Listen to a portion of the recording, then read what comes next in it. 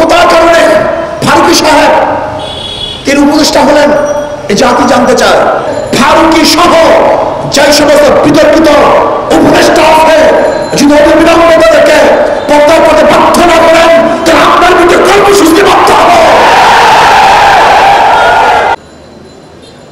বর্তমান পরিস্থিতি সম্পর্কে কম বেশি আমরা সবাই জানি। 5ই আগস্টের গণবিপ্লবের আমরা অনেকেই অংশীদারি। 5ই বিপ্লবের সূচনা কি ছিল, দাবি কি ছিল, কেন মানুষ রক্ত দিয়েছে, জীবন দিয়েছে, এ সম্পর্কে কম বেশি আমরা সবাই জানি।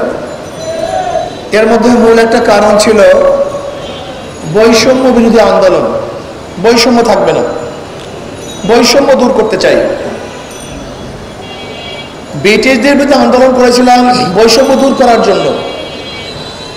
ব্রিটিশরা আমাদের দেশের মানুষের সাথে বৈষম্য করতেছিল, এই বৈষম্য দূর করার জন্যই তাদের বিরুদ্ধে আন্দোলন করেছিলাম।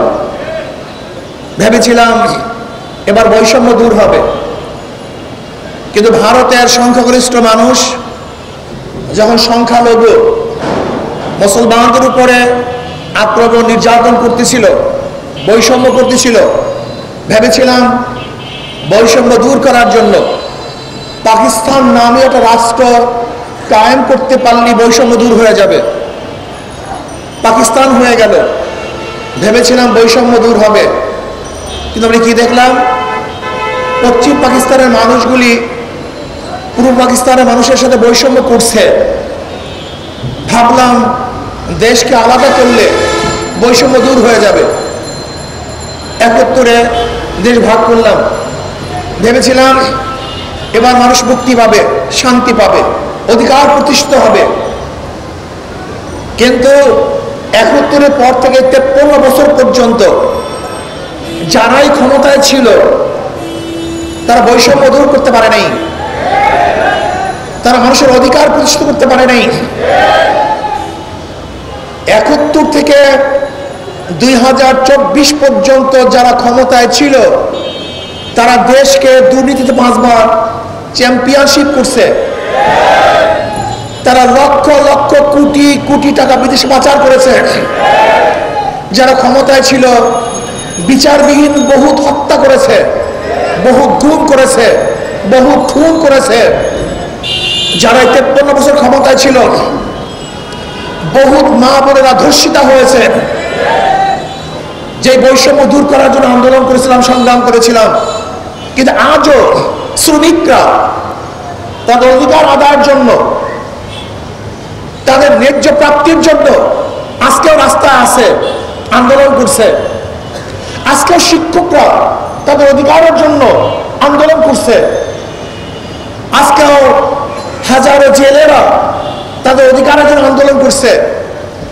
গার্মেন্টস সেক্টর বলেন, শ্রমিক বলেন, মজদুর বলেন, চাকরিজীবী বলেন, পুরুষ বলেন, মহিলা বলেন, মিডিয়া কর্মী বলেন, যত প্রকার, যত ডিজাইনের, যত পেশার মানুষ বাংলাদেশে আছে সবাই বৈষম্য শিকার। 5ই আগস্টের পরে ভেবেছিলাম এবার বৈষম্য থাকবে না, এবার মানুষ মুক্তি পাবে, মানুষ শান্তি পাবে, মানুষের অধিকার প্রতিষ্ঠিত হবে। কিন্তু কি দেখলাম? 5ই আগস্টের পরেও আবারও বিচারবিহীন হত্যা, আবারও কি দেখলাম? চাঁদাবাজি, আবারও কি দেখলাম? খুন, জুলুম, অত্যাচার, দখলদারি, আবার মিথ্যা মামলা সায়লা, আবার সন্ত্রাস, আবারও গুন্ডামি, আবারও বদমাশি, আবার অত্যাচার, আবার অবিচার। তার মানে আমাদের আন্দোলন এখনো শেষ হয় নাই, আমাদের সংগ্রাম এখনো শেষ হয় নাই, এখনো বৈষম্য দূর করতে পারি নাই। 5ই আগস্টের পরে অন্তর্বর্তীকালীন সরকারকে ভেবেছিলাম দেশের মাটি এবং মানুষের দিকে লক্ষ্য করে দেশ পরিচালনা করবেন, কিন্তু ওনারা কি করতেছেন? কোথা থেকে সেই ফারুকী নামীয় কোথা থেকে দেখে নিয়ে আসছে, উপদেষ্টা করেছেন। আমি বর্তমান অন্তর্বর্তী সরকারকে প্রশ্ন করতে চাই, ফারুকী সাহেবের কোন গুণের কারণে, কোন যোগ্যতার কারণে ফারুকী সাহেব তিনি উপদেষ্টা হলেন, এই জাতি জানতে চায়।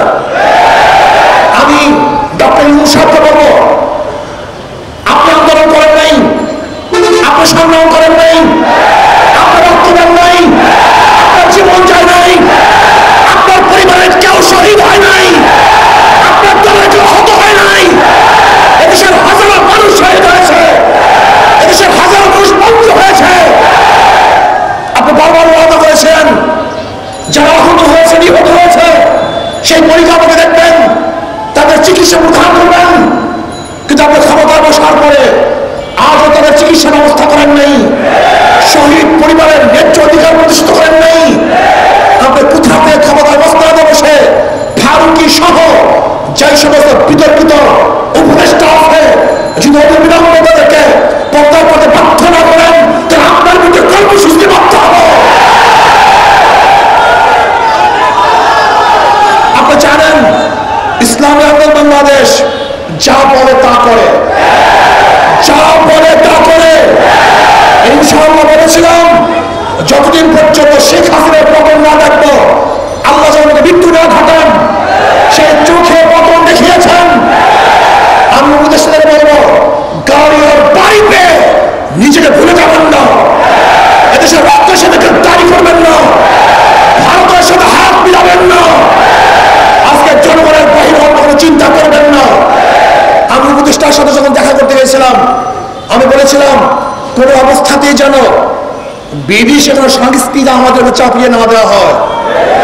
যদি বিদেশি কোনো সংস্কৃতি আমাদের চাপিয়ে দেওয়া হয়, তো আর একটা আন্দোলন হবে, আর একটা সংগ্রাম হবে। ওই ভারতের কোনো দালাল, ভারতের কোনো পাঁচটা গোলামদেরকে এদেশের মানুষ প্রতিষ্ঠা দেখতে চায় না। এটা হবে না। করবেন কিনা জানি না। যদি না করেন তাহলে বিসমিল্লাহ বলে আপনার বিরুদ্ধে আন্দোলন শুরু হবে। যা হবে রাজপথে হবে, মোকাবেলা হবে রাজপথে হবে। দেখবো আপনি কিভাবে রাখেন, কোন শক্তিতে রাখেন, এটা দেখবো ইনশাআল্লাহ। আজকে দ্রব্যমূল্যের ঊর্ধ্বগতি রোধ করতে পারছেন না কেন? কি করতেছেন? দ্রব্যমূল্যের ঊর্ধ্বগতিকে অবশ্যই নিয়ন্ত্রণ করতে হবে। কোন জায়গায় ডিস্টার্ব, কোন জায়গায় সিন্ডিকেট, কাদের মাধ্যমে আজকে এই অবস্থা হচ্ছে, তাদেরকে চিহ্নিত করতে হবে। মানুষের দ্রব্যমূল্য তাদের নাগালে নিয়ে আসতে হবে। আমার গরিব, আমার শ্রমিক, আমার মজদুর, আমার জেলে, আমার চাষি, আমার খাবার, আমার কুলি, তারা মোটা ভাত খেয়ে আনন্দে ঘুরবে, তারা বস্ত্র পরিধান করে হাঁটবে। আমার বাংলাদেশের একটা নাগরিক খোলা আকাশের নিচে থাকবে, তা দেখতে চাই না। প্রত্যেকটা নাগরিকের বস্ত্র, বাসস্থান, খাদ্য, চিকিৎসা গ্যারান্টি দিতে হবে। এইটা আমাদের দাবি, এইটা আমাদের দায়িত্ব। আজকে অন্তর্বর্তী সরকারকে বলবো, দেশ নিয়ে চিন্তা করুন, মানুষ নিয়ে চিন্তা করুন। ওই কয়েকজন চাটুকর দালালদের চিন্তা যদি চলেন, তাহলে শেখ হাসিনার যে পরিণত হয়েছে আপনার একই পরিণত হবে। এদেশের মানুষ না খেয়ে থাকতে পারে কিন্তু গোলামি করা জানে না। এদেশের মানুষ না খেয়ে থাকতে পারে কিন্তু গোলামি করতে পারে না। এদেশের মানুষ ভুখা থাকতে পারে কিন্তু কার পায়ের নিচে মাথা নত করতে পারে না। এদেশের মানুষ ব্রিটিশদের বিরুদ্ধে আন্দোলন করেছিল, এদেশের মানুষ ভারতের বিরুদ্ধে আন্দোলন করে পাকিস্তানের রাষ্ট্র গঠন করেছিল। এদেশ মানুষ সেই পরাশক্তি পাকিস্তানের বিরুদ্ধে আন্দোলন করে বাংলাদেশের স্বাধীন করেছিল। এদেশের মানুষ 5ই আগস্ট বাংলাদেশের কোটা নিয়ন্ত্রিত যে সরকারের সাথে ছিল নিয়ন্ত্রণ, সেই সরকারকে মোকাবেলা করে এদেশের মানুষ শেখ হাসিনাকে এদেশ থেকে ভাগাতে বাধ্য করেছে। আপনি চিনেন বাংলাদেশের মানুষ কারা? এদের চরিত্র কি? এরা না খেয়ে থাকে কিন্তু কোনোদিন গোলামি করতে পারে না, না খেয়ে থাকে কিন্তু মাথা নত করতে পারে না। কাজে আসুন, যাদের মাধ্যমে লুটপাট চাঁদাবাজি হচ্ছে এদেরকে দ্বিতীয়বার আমরা ক্ষমতা দেখতে চাই না। আজকে বিএনপি পুরো ইউটার্ন, ক্ষমতার জন্য পুরো ইউটার্ন। বিএনপির স্বাদ মেটে নাই, ওনাদেরকে আসলে পুরো অত্যাচার অবিচার করা এখনো হয় নাই। আওয়ামী লীগ সরকার যেই পরিমাণ নির্যাতন করছে তাতে ওনারা স্বাদ মিঠে নাই। ওনারা আবারও আওয়ামী লীগকে ক্ষমতা আনার জন্য পথ উন্মোচন করছেন। কারণটা কি? চোরে চোরে হালি, এক চোরে বিয়া করে আর এক চোরে হালি। এই 53 বছরে এরা সিন্ডিকেট করে বাংলাদেশকে লুটপাটের এক মহাসড়কে পরিণত করেছে। এরা চাঁদাবাজি করেছে, এরা দখলদারি করেছে, এরা জুলুম করেছে, এরা অত্যাচার করেছে, এরা খুন করেছে, এরা ধর্ষণ করেছে। জনগণকে ঐক্য হতে হবে, জনগণকে ঐক্য হতে হবে। যেই দলের মধ্যে চাঁদাবাজ আছে, যেই দলের মধ্যে খুনি আছে, গুণী আছে, দুর্নীতিবাজ আছে, তাদেরকে সাপোর্ট করবেন না, তাদের দল করবেন না, তাদেরকে ভোট দেবেন না। যদি জনগণ ঐক্য হন তাহলে তো দুর্নীতিবাজ আর ক্ষমতা বসতে পারবে না। অন্তর্বর্তী সরকারকে বলবো, পিআর সিস্টেমে নির্বাচন দিতে হবে, সংখ্যানুপাতিক হারে নির্বাচন দিতে হবে। যদি সংখ্যানুপাতিক হারে নির্বাচন দেন তাহলে সংসদ করে ফেসিস কি আর জন্ম নেবে না, জনগণের সরকার হবে, কল্যাণময়ী সরকার হবে। কাজে আসুন আগামী নির্বাচনে শান্তির প্রতীক হাত পাখা, সবার প্রতীক হাত পাখা, জনগণের প্রতীক হাত পাখা, মুসলমানের প্রতীক হাত পাখা, হিন্দুদের প্রতীক হাত পাখা, শ্রমিকদের প্রতীক হাত পাখা, পুরুষ মহিলা সবার প্রতীক হাত পাখা। এই হাত পাখাকে বিজয় করেন তাহলে ইনশাআল্লাহ দেশ বিজয় হবে। হাত পাখাকে বিজয় করেন তাহলে জনগণ বিজয় হবে। আল্লাহ আমাকে এবং আমাদের সবাইকে সম্মিলিতভাবে দুর্নীতির বিরুদ্ধে আন্দোলন করে ইসলাম, দেশ, মানবতার পক্ষে কাজ করার তৌফিক দান করেন।